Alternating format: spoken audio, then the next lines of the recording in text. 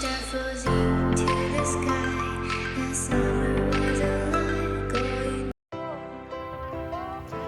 आपण आज आळूचे पानं बनवणार आहेत. तर त्यासाठी मी 2 गड्डे आळूचे पानं घेतलेले आहेत, डाळीचं पीठ घेतलेलं आहे आणि साहित्य कोथिंबीर घेतलेली आहे, हिरवी मिरची, आलं, लसूण आणि गुळाचा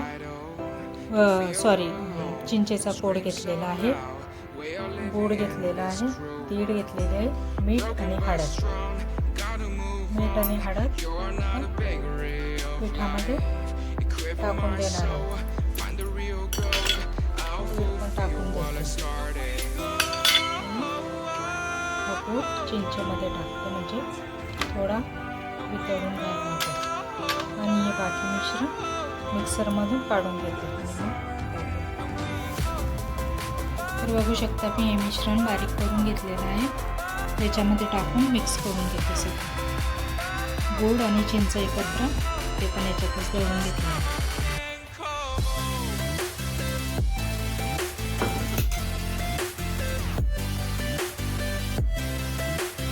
आता आपण छान मिक्स करून घेणार आहोत. मीठ हळद पण टाकून घेतली होती आधीच.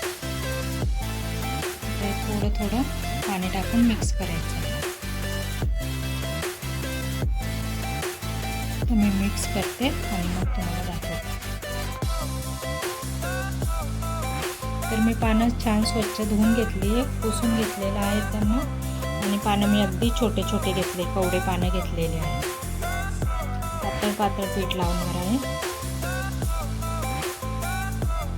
आणि छोट्या छोट्या वड्या येतील या छान. छोटे पानं घेतलेले मी अगदी.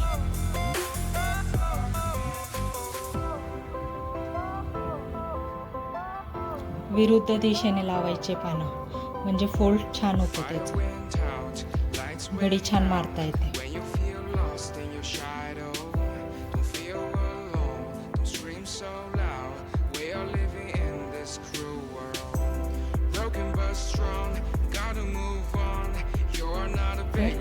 मी 5 पानं लावणार आहे. आपले 4 पानं लावून झालेले, आता 1 पान लावणार आहे. आता हे आपले 5 पानं झाले लावून.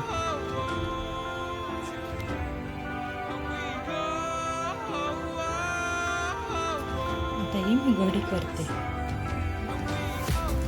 मी असे सर्व पानं भरून घेते आणि मग वाफवताना परत तुम्हाला दाखवते.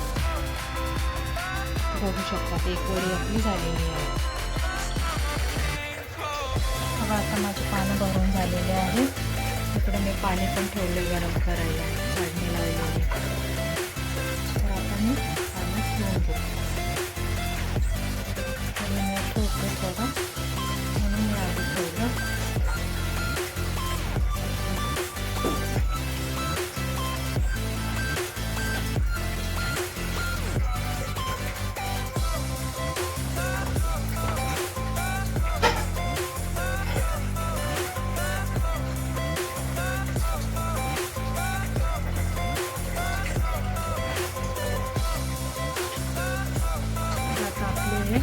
वाफायला पण ठेवलेले आहे. 20 ते 25 मिनिट लागणार आहेत याला वाफायला. तर आता झाकण ठेवते आणि वाफवते.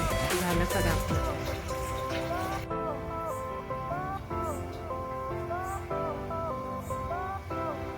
तर आपण आता हे वाफवून घेणार आहोत 10 ते 15 मिनिटं. झाकण ठेवते आता याच्यावर.